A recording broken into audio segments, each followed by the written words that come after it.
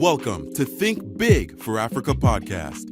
On this podcast, we will bring you interesting conversations with local, national, and international African leaders from all walks of life, home and abroad. Leaders who are doing their bits to progress Africa's development. Conversation topics will range from education, science, health, leadership, politics, business, and many other global issues. Conversations about everything that concerns Africa's development. Africa has so many wonderful achievers worldwide, and this is exactly what we will bring to you on Think Big for Africa podcast. Stay tuned.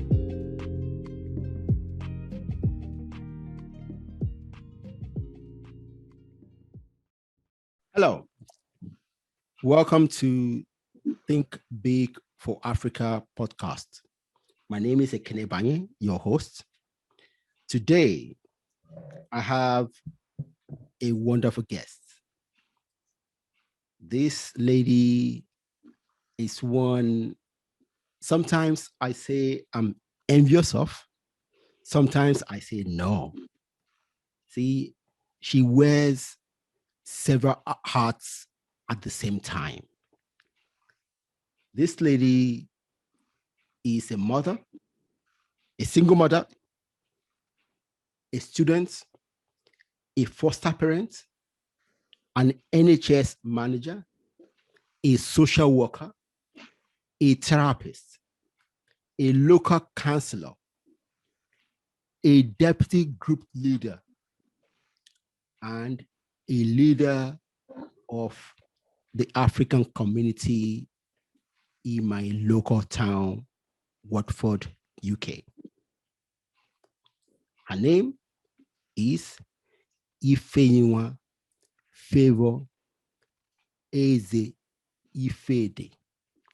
Favour, how are you?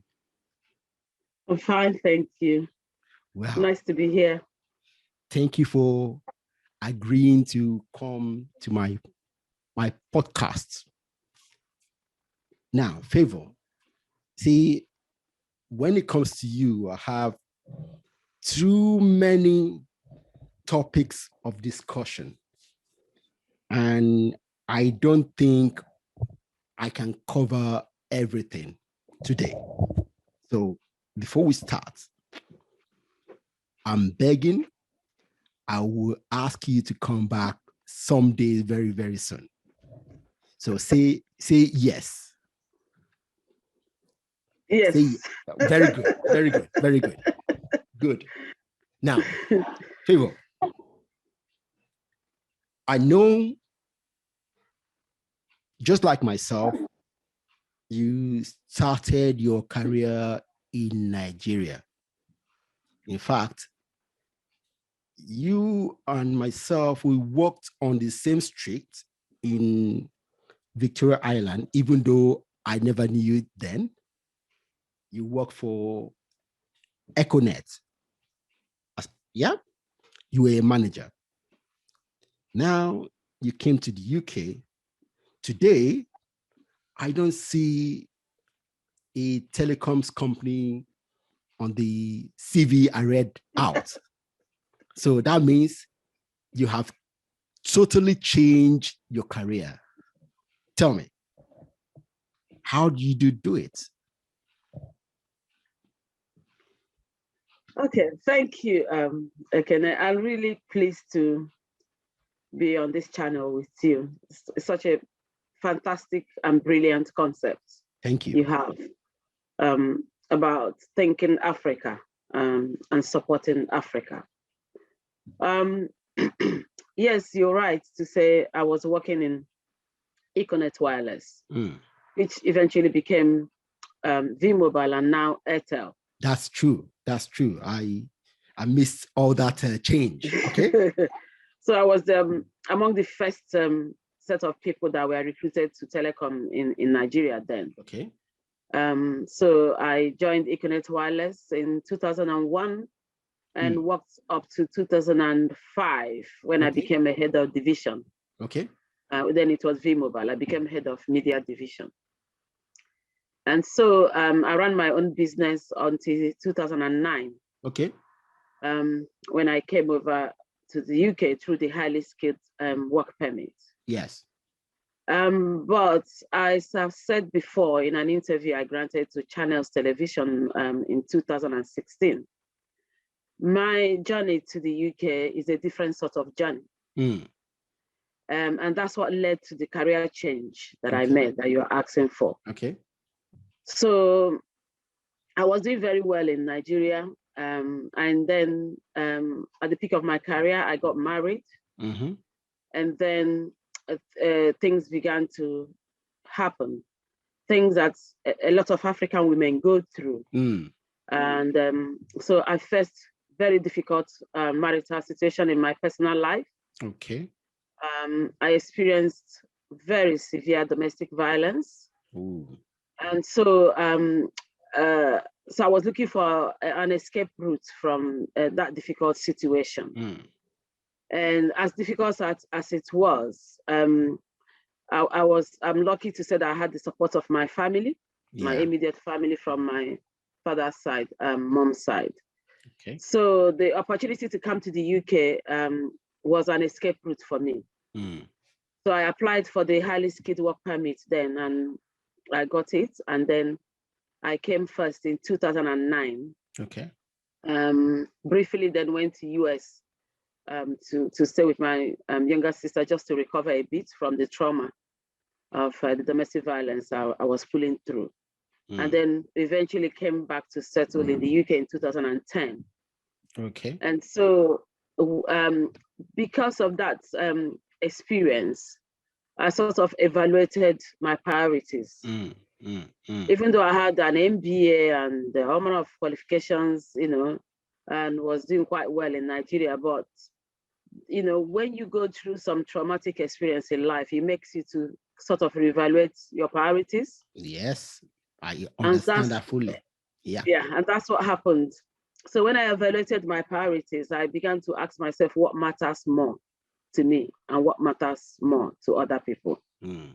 So I made up my mind to commit to doing something that will benefit the common good and that will support other people going through those difficult situations, especially when you've been, when you have once been successful and you find yourself vulnerable, you are able to empathize more with other people.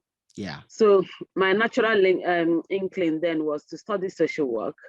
After some research, to give me the grounding to understand the social policy in support of vulnerable people in the UK. And so that's why I made the decision to change career. And I went ahead to do a master's in social work at Brunel University, London. Wow. See, you are doing so well. That means you made the right decision because you are doing well at what you do. You see, well, maybe it's based on your initial grounding as a human being.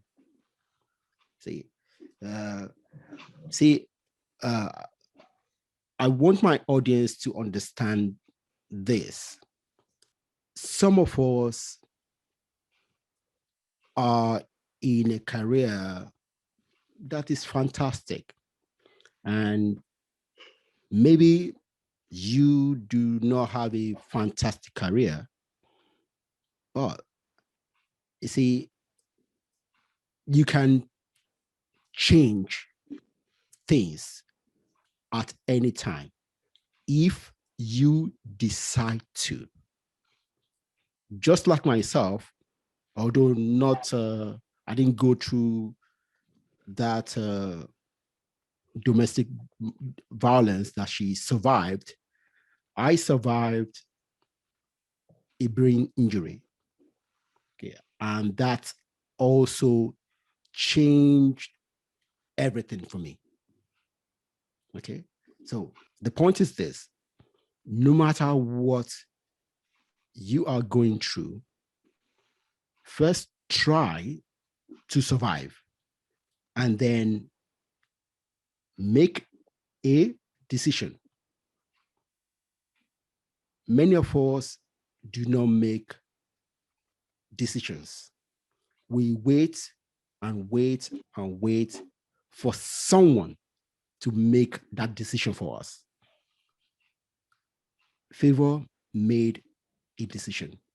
And today, I can say she's my friend, and I know the decisions he made is paying off for her and for everyone she meets and impacts.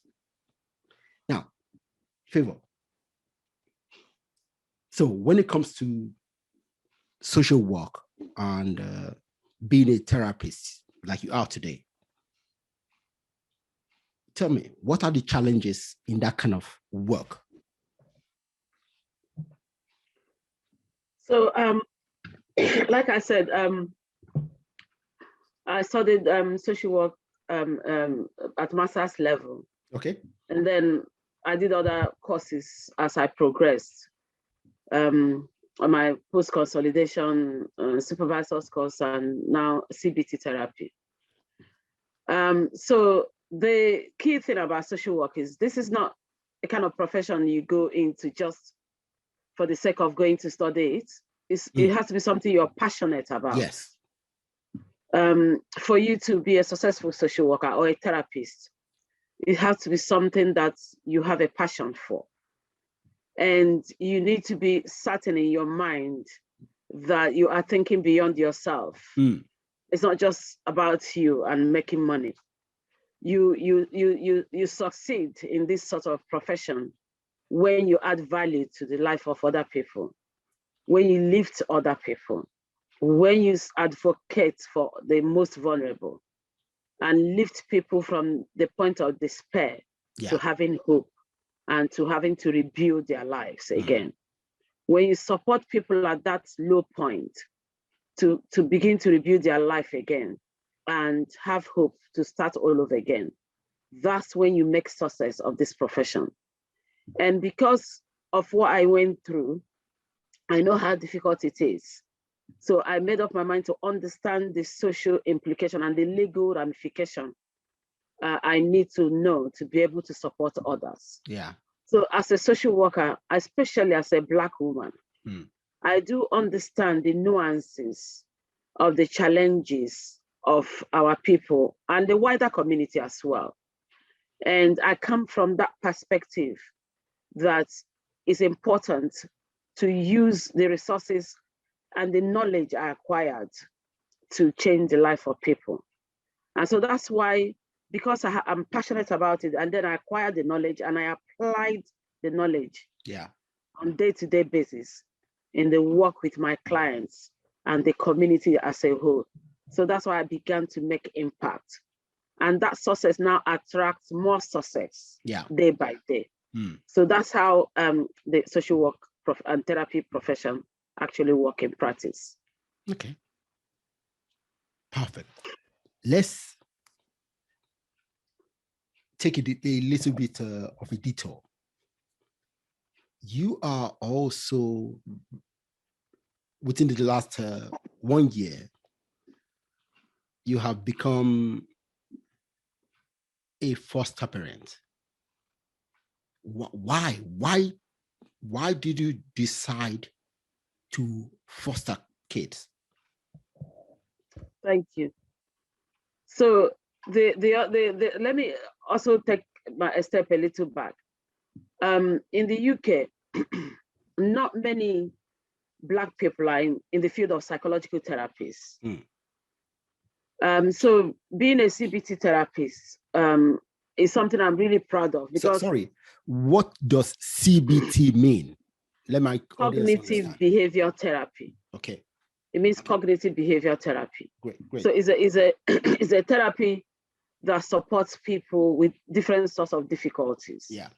From anxiety to depression to post-traumatic stress disorder, personality disorder, Yeah. That's it's a therapy that supports people with different sorts of difficulties, COVID anxiety, So and it's evidence-based and quite effective. The outcomes are well documented. Right. So in terms of becoming a foster parent, we can extrapolate it as part of the passion to improve the lives of the most vulnerable. Yeah. And because I'm a social worker by background, I work with young children a lot. Today, I'm a community CAMS manager. So CAMS is Children, Adolescents, Mental Health Service. Yeah. So I work with children and young people and families a lot. So in the course of my work, I discovered that in this country, there's a legal framework to care for children who, for one reason or the other, their parents are unable to care for. And the system, the government takes care of them. The social workers are their corporate parents. The local authorities, their corporate parents. So the social worker helps them. So when the social worker intervenes in a situation where a child is in a kind of, we call it threshold for significant harm. So if a child is likely to suffer harm because the parents are not, biological parents are not able to support the child as effectively as the child should have. So the social worker will like to take the child by law to a foster parent to look after that child on behalf of the local authority. So I've done those kind of job as a social worker. But what I saw in statistics is that there are very few Black foster parents. Okay. Yet our children are disproportionately represented in the looked after children. That is children going into care. Wow. So that challenged me, and I wrote my dissertation on this topic. Okay. So I wrote my master's dissertation on adoption and fostering within the African community. And my case study was Watford. Okay. So I'm this kind of person that I when I see a challenge, I don't just sit down and be moaning about it. Yeah. I try to find out what I can do to contribute to the solution. So regardless of how small it is, I believe I should make some sort of contribution towards finding a solution. So when I realized the statistics that was staring at me, I decided that I will step up to be a foster parent. So that involved a lot of process, but I started the process 3 years ago. Wow. Because in this country, everything you need to follow it step by step. Yeah. So I started the process 3 years ago, made all the inquiries, went with my daughter for the skills to foster initial training 2 weeks to get an understanding. Even though I'm a social worker, I still was mandated by law to do that. So after doing that 3 years ago, I got a clear understanding of the process required. And I began the process.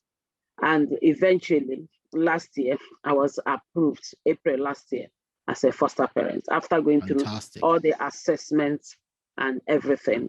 The assessment took about 2 years. And eventually last year I was approved.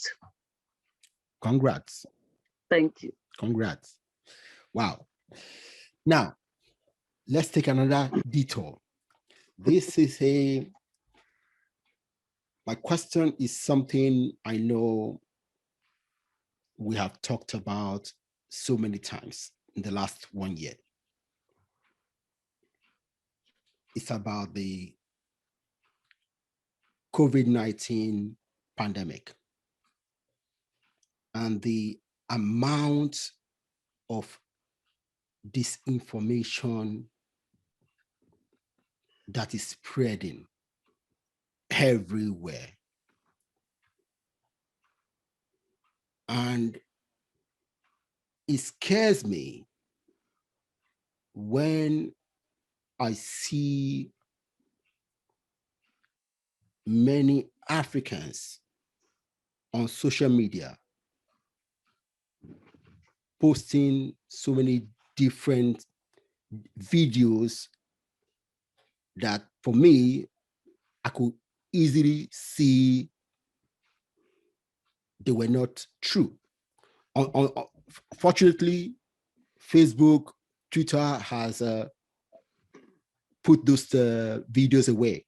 But I know how many such videos I saw, and the ones I received through WhatsApp, And it scares me so much because when I talk to those people, they will be arguing vehemently as if they know for a fact that these things are true. Even when we show them that this is not true, they still argue. You see this? How do you think our community, Africans, will survive in this era of disinformation? Not only about COVID, but COVID is brought it to bear. It showed everybody what disinformation can do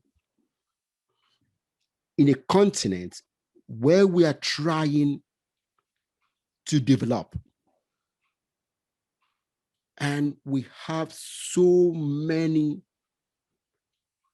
citizens that are vulnerable when it comes to information.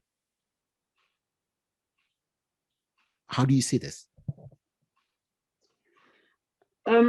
It's really unfortunate. That's where I will start from. Mm-hmm. But, you know, in Africa, we are so blessed with a lot of resources, both natural and human resources.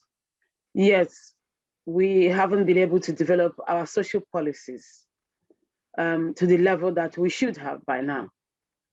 And part of the challenge we have is our interpretations of what is important, like I said before, our priorities, what is important to us. COVID has exposed the reality of what is happening in Africa. The reality is that because of the level of poverty and economic disadvantage in the population, especially where you see in some countries, over 90% of the population are living below poverty line. Yes. And just about 10% are living very rich in terms of saying rich. So that is an imbalance that creates a lot of inequality. Yeah. And when this kind of situation exists, that the people that are on the other end, the end or line of the poverty line, are quite vulnerable.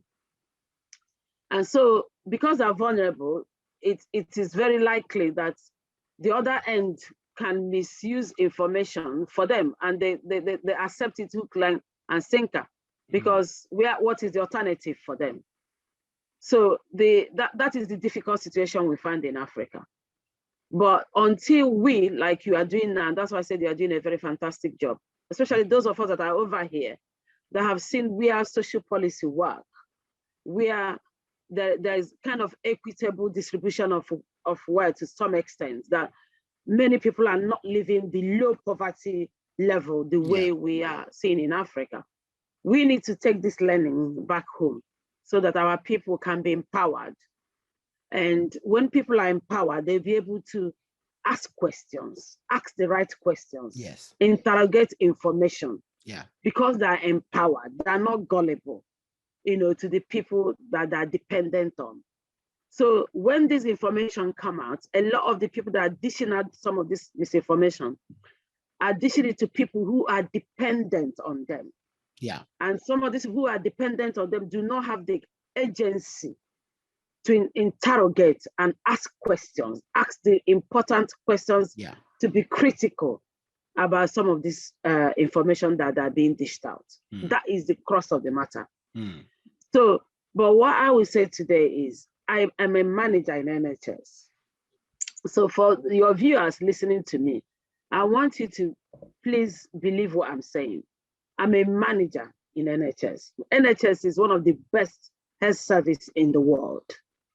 So I have the evidence before me. I have interrogated the evidence, and I am convinced that COVID is real. And I'm convinced beyond reasonable doubt that the vaccination is safe to take. Yes, that's the I next have question. taken my own. Very good. I have had my first dose Yeah. of Pfizer vaccination, and I'm going to have the second dose on the 19th of March. So I am telling you with all assurance that I'm a manager in NHS. So I'm not saying something somebody told me. I'm saying something that I work on a daily basis. Yeah. And I've interrogated the evidence. And I know that it is real. And I know that the vaccination is safe. And can I just please say to your viewers that this is not just about you. It's also about the next person. It's also about your family. If you get infected and anything happens to you, one, you are likely to transmit to another person. Two, you are likely to suffer consequences of that infection. And the implication on your family and your friends will be huge. Think about it. Yeah. Think beyond yourself. Yeah. See, Please. the difficulty, well, let me step back. For me, I'm happy that the pandemic didn't hit Africa like we thought it would. And I'm very happy about that. However, many people in Africa do not really understand that the fact that this virus didn't hit Africa like we thought, it doesn't mean that another virus will act the same way. See, I'm so desperate for Africa scientists to come out and let us know exactly why we were not affected as expected. See, it's important because so that our people will not take it that, like I've heard in some circles, that the prayers we dish out to God in Africa is more potent than the prayers being dished out in the West. Well, I know that is not true, but the circumstances doesn't lend to my argument. Okay, if I say that to them, to people in Africa, they will tell me, "Oh, go, you don't know." Okay, see, I'm desperate to let our people understand that yes, we are lucky, but we cannot be complacent. You see, we are very lucky, and I'm very happy that we are. But we need to be prepared because, see, unfortunately, another pandemic will come. Okay, and if we become complacent just because this one didn't do what some people thought will happen in Africa and become complacent, then the next one will actually now do worse than what many of us thought will happen this time. You know, and some of our leaders, in my view, are the ones making this error. I will be plain. Some of our religious leaders are the ones contributing to the disinformation and the errors that will come out to hurt us. And this is what one thing I'm passionately begging people to please listen to the people who actually have the information. You know, I don't know if you have anything to say to that. I just want to say that God is omnipresent and omniscient. Okay. God can do as he chooses. God is Alpha and Omega. We cannot control how he wants to deal with anything he wants to do. Okay. So God can choose to answer prayer the way he wants. But having said that, the important thing is this: before COVID came, in Africa, we've had different challenges. Yes. I remember reading when I was younger that there was a time that, you know, we thought that having twins was abomination. You know, polio was there. I know I did polio campaign when I was in advertising agency. Okay. You know, so, you know, all this, even Ebola was in Africa. Yes. You know, so we've had different measles. Doesn't kill people now the way it used to before, or chicken pox. So we've had our own, you know, issues over time. You know, so the reality of it is, like you said, I'm pleased that it didn't hit Africa the way we thought it would have. But that does not in any way suggest that it is over yet. That is a reality. So that's why I keep saying that people need to understand that it is real, and that the vaccination, there's evidence that it is effective and safe. Yeah. Because we are not out of the woods yet. No. For this COVID. So it's important we communicate that.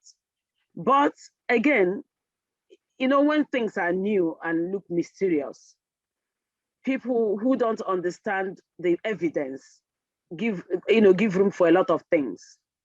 But the important is that if you want to get information, get it from the right source. Yes. Go to the people who are experts in that field. Okay. And get the information. I'm a therapist. I work for NHS. But if there are some things, if I'm looking for information, I will go to somebody else. So if I'm looking for information now on the budget for this country, I will go to the Chancellor. I will go to the people who hold that information to get it. Yeah.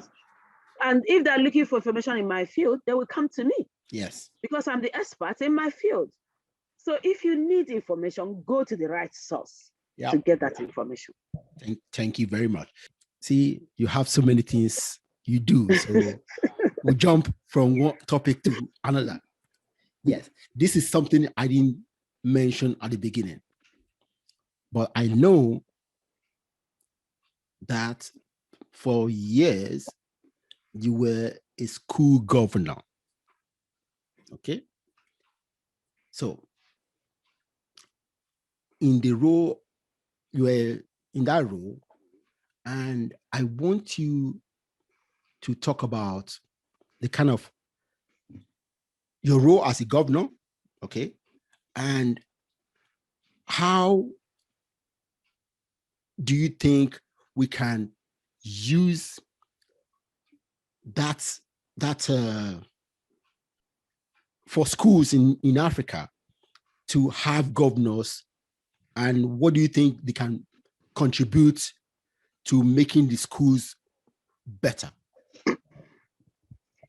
Okay, thank you. So I was one of the first Black governors of Grove Academy in Watford.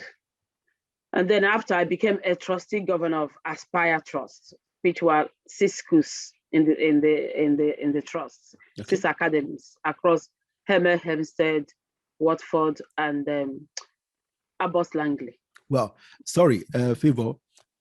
Most of my audience do not live in the UK. Oh, sorry. So, okay. So please tell them. So trustee. So there's a difference between being a governor and trustee governor. That's what I was trying to explain. Okay. So I was both a governor and trustee governor. Okay. So I remember when I was in secondary school in Nigeria, my uncle was a governor, a member of board of governor of my secondary school. So it's not totally a new concept. Okay. Back home in Africa, that's what I'm trying to come to. But there's a difference in being a governor here and what I saw from my uncle being a governor of my secondary school when I was younger. So when you are a governor in the UK here, the governors set the strategic objectives of the school. Okay. So the head teachers and the senior leadership team are actually like the managers implementing those strategic objectives that the governors set out. So the head teachers cannot just wake up and implement whatever they want, or even the Department of Education, like Ministry of Education back home.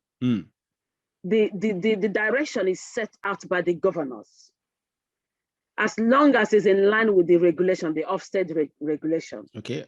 So we work in line with that regulation to set out the objectives of that particular school. And it's a voluntary role. You are not paid for it. Yeah. But you give in your time for the common good. And you give in your time, we are called critical friends. That's what governors are called. Okay. We are critical friends to the authorities that are managing the schools, to the head teachers and the senior service line leads. So we provide overview and scrutiny for them.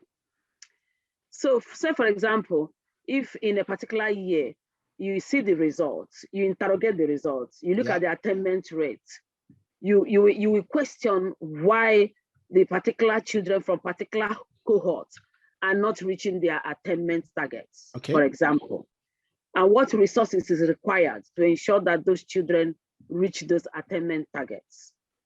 So you make recommendations and, adjust the budgets, to make sure that those recommendations are applied by the senior leadership team, and they're accountable to the Board of Governors. So, and also if parents make complaint, it comes back to the Board of Governors to review the complaint and ask the senior leadership team and the head teachers to respond to those complaints robustly. And if they're unable to, the governors will take over. And the governors have a right to take over management of a school. Wow. If the senior leadership teams are not responding to the needs of the children and young people in that school. So the Department of Education will mandate the governing body to take over administration of the school until they're able to recruit new leadership team to manage that school. So it's a very, very serious role. And any decisions you make there, you are accountable for that decision. So if you manage a school as a member of the Board of Governors or a chair of Board of Governors or a trustee, and the school collapses for whatever reason, you are accountable. You will not be allowed to be on the board of any charity. Wow. For a number of years. Wow. Wow. You'll be bad. Yeah. Wow. Well, see, this is why I brought this lady on this show, because she has demonstrated leadership in so many ways. And now we'll go to another one. Yes, this one, sometimes I call her a politician. She says she's not a politician. Okay. Well, she's not a politician, but she's a local councillor in Watford. Now, as a local councillor, what are the differences in politics in the UK and in Africa? Maybe start by telling us exactly, tell my audience exactly what a local councillor is, or although it's similar to one in Africa, in Nigeria, for example, but the differences. Okay, so being a councillor in the UK is almost the title and the role is similar. Okay. To what we have in Nigeria. But like I said, I granted an interview to Channels television in 2016 when I won my first election. After I won my first election, and they were asking me, exactly what you are saying, to explain to them how I managed to get to that point and all that. The issue here is this: over here, being a councillor or being a politician or being an MP is being a servant of the people. Yes. That's one critical factor. And being a councillor here is not a full-time job. It's not a day job. Yeah. But in Nigeria, or perhaps in other African countries, sometimes we think that being a councillor is having a day job. Mm. But here, it's not a day job at all. Like you have heard, I'm a camps manager, full-time. I work full-time. I'm a single mother. I'm a foster parent. I have foster child come to me from time to time. So that would show you that being a councillor is not my full-time job. So it's an honor to be elected to serve the people.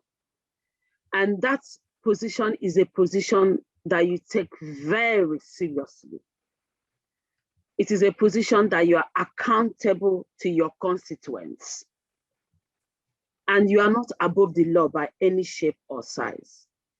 As a matter of fact, you will be greatly judged more than your constituents. As a matter of fact.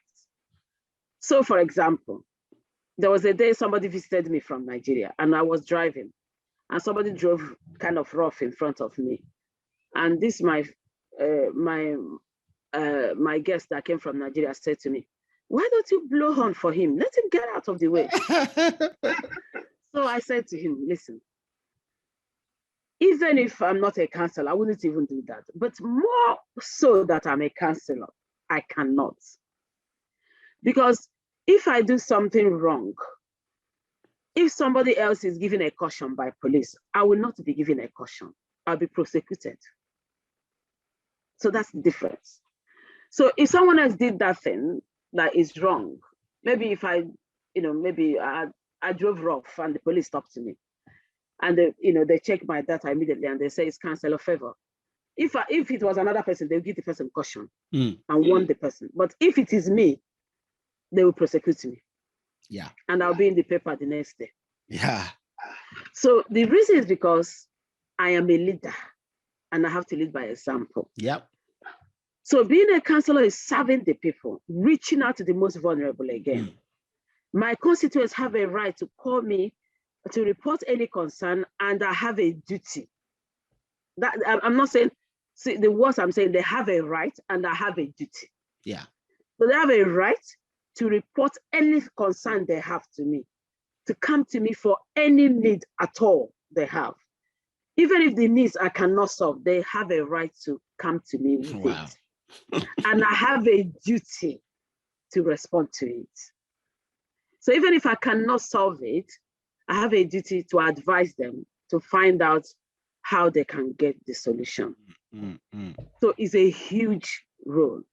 And also, when we are debating in the council chambers, when we are moving motions and all that, our constituents have a right to come and sit in the gallery and listen to us direct the things that we say on their behalf and how we make out these policies to support them. And they have a right to sit down there and watch me and make up their mind whether I'm representing them accurately or not. And when they leave the gallery, the next time we are voting, they exercise their vote properly, whether to vote me out or to vote me in. Wow. Thank you. It's interesting. You see, interestingly, I've attended one council meeting, listening to you guys debate and argue. It's interesting. It's interesting. This one, maybe you wouldn't think I'll bring this up, but I will. Last year, 2020, you called a few of us, Nigerians in particular, and you told us, hey, let's form a group so that our community will be visible to the town. And we did that. We after several meetings, we did that. So my question is this: what is the benefit of such a community initiative? Okay, thank you so much. I didn't know you were going to ask this. Okay, so in my journey as a councillor and a deputy group leader of Labour Group, I've worked a lot with different communities that are already established, especially within the Asian communities, the Indians and other groups. So, and also as a councillor, we support community initiatives a lot. And that's what we use our budget, our locality budgets for more than anything. So one day, when I moved that motion that you attended at the council chamber, we're having a debate and someone referred to Black people as hard to reach community. So when I heard that term, hard to reach community, I reflected on it a lot. And I realized that this is the impression that has been created over time. And like I said to you before, when I see a problem, I'm not the type to be moaning. I try to do something to contribute to the solution. So I realized that this is a problem and I can do something about it. Okay. And so I called a few of us, and you be one of the few of us I called to share my vision. And we began the process of setting up Nigerians in Watford. The benefits of having these community associations are huge and numerous. Politics is a game of number. That's number one. Number two, we need our voices to be heard. Since I won the election, the first election and my second term now, the council now know that we have a voice because I'm a voice for our community and for the entire community, for the entire Watford as well. But more so because I'm the first African to be elected. So I'm a voice. So that shows you that our voices need to be heard.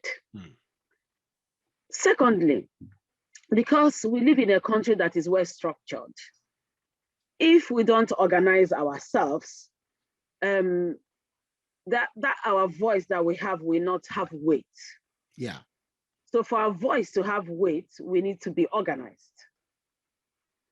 So, and thirdly, when council is planning their services and resources, they plan it in line with what is available in the community and the different community groups that are available to support the local structure of the town. Because the UK economy is slightly different the way it's managed. In this country, we have 3-tier management system, quite unlike how we look at it in Nigeria. So we have the public sector, the private sector, and the voluntary sector. Yeah. And the three sectors are as strong as each other in this country. Yeah. So in the local authority, the voluntary sector is very strong because it is at the local level. Yeah. If you see what I mean. So, and what is the voluntary sector? These community groups are what make the voluntary sector. Yeah. So this pandemic has shown us the reality of it, because it is through the voluntary sector that we supported the community. Yeah. Yeah. So without the voluntary sector, without the community groups, it would have been impossible to support people. So that's why it is so critical. And finally, as a people, we need to come together as a people to support each other, because we understand our own challenges as a people more than the others will understand. Our children are growing up here. Some of them were born here, some we came from Africa, back from home to here. So we needed to embed our culture, our understanding, our ethics to them in a safe and contained way. And we need to pick up the nuances and challenges that come up from our community in a contained and safe way, and begin to build the future of the next generation and make them to be comfortable with their dual identities. Because our children struggle with identity. Yeah. So that group is to provide that platform to make them to be comfortable in this dual identity. I'm British, I'm Black, I'm Nigerian, I'm Ghanaian, I'm Kenyan. You are comfortable in the Africanness of you. Yeah. That there's nothing wrong with being a Black African, and be proud of it. And I think we have achieved that to some extent in our Nigerians in Watford. I think we do. Wow. Yeah. Well, I told you my conversation with you can go on and on and on, but this is the last question I will ask you today. Now, as a deputy group leader, what exactly is that? Okay, so again, I'm the first Black deputy group leader to be elected in my party, in the group. So I have the privilege of deputizing for the group leader from time to time. And I attend cabinets to make, cabinet is the highest decision-making body in the council. So I attend cabinet with my group leader from time to time. But my main remit is to lead other councillors. Okay. And support their development. So I map out a developmental program for the year for all councillors in my group. So a personal developmental program. Yes. So they identify their skill gaps, their needs, and all that in an audit. And I map out how best to support them to develop in those areas. Because being a councillor here is a lot of work. Yeah. You have to be skilled in so many things. Yeah. So to empower them to build that capacity is my core remit. And also I maintain discipline in the group. Okay. So that nobody is out of order when we are debating or voting and all that. It's also my role to maintain discipline. It's also my role to relate with the other party, because we have 3 parties in the same, So it's also my role to relate with them if we are going to move a motion and we want to move a cross-party motion. So I have to negotiate that. There's a lot of negotiations we do across party in some joint motions, like the last motion I moved on COVID, impact of COVID and the street name. I had to do a lot of negotiations for that motion to go through. Okay. So I lead on those as well, and I also attend group conferences as a deputy group leader, both at the regional level as well, to support development of our group, and most importantly, we're opposition councillors. Okay. You know the British system is slightly different. We're a parliamentary system. Yes. So we're opposition councillors. So it's also my role to ensure that I pick up those things that we need to oppose and support my group to articulate that opposition. Interesting. Yeah. Interesting. Well, guys, listening to Favour is enlightening, and that's why I'll bring this lady back. You see, if you digest all the things you have said today, you find out that there may be one thing that you can take away to improve your personal life and your community. You see, she is a leader. I don't mince words with this. She is a leader at work, in the community, in the town. She is a leader. And this is the kind of leaders we need in our local communities, all around our local communities in Africa. And I hope you will share this audio and video to people around you. Now, Favour is not alone. There are so many other African leaders in various towns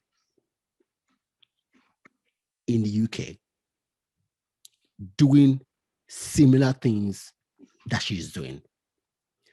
My point is, if we can come to the UK and do these things, why can't we do it at home? Can I say something while we can't? Yeah, you can. And this is the question that channels asked me. They asked me, when you were in Nigeria, did you ever think that you'll be in politics? And I said, no. And that, I think, is the beginning to the answer. Yeah. I said, the reason is this. The way politics is played in Nigeria is different. Yeah. It's like, it's a matter of life and death. Life and death, yeah. So for someone like me, who, this is my effectively 11th year of living here. Yeah. For someone like me who came to the UK and within 5 years won my first election. Yeah. That tells you something about the system and where I am coming from. Yeah. And why am I saying this? It's important because you made a statement that if people like me and others that are doing well here can come here and make this huge difference, why can't we do it back home? Yeah. So there is an enabling environment that is created here that facilitated that. Yeah. Because it's the same person, it's the same me that was in Nigeria, it's the same me that is here now. Yeah. So the difference is that there's an enabling environment that is created that facilitated this much faster than it would have. Mm. And one of the key things I said to channels was, as a single mother, when I was standing for election, my party made a lot of reasonable adjustments for me.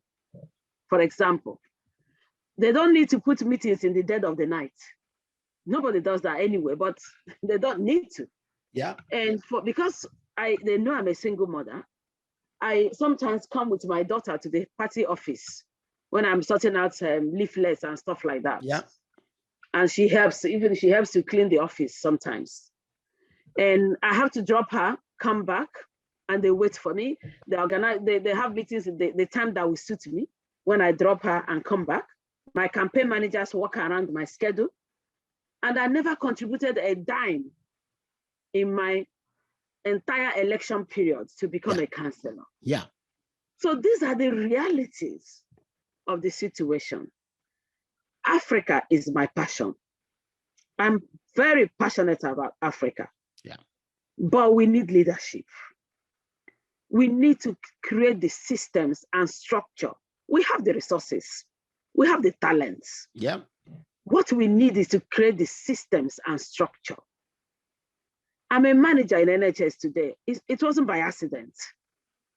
I studied, I developed, and I worked within the system. I applied the knowledge that I gained. And when I'm studying, I'm doing what I'm studying in practice. Yeah. So when I was studying social work, I was in placement. when I'm studying CBT, I'm in placement. I'm studying it, I'm doing it. Yeah. I'm building capacity. So there's no magic about it. So these are the structures we need to create back home. We need leadership. We need visionary leadership. Leadership that can see beyond themselves. That is our challenge. Yeah. Wow. If we can have leaders that can see beyond ourselves, then we begin the journey to rebuild our nation, because we can. Yes, we can. That, my friends, this is the end of this discussions with Favour. Thank you very much for being here. Thank you. Thank you. Bye. Thanks. Bye.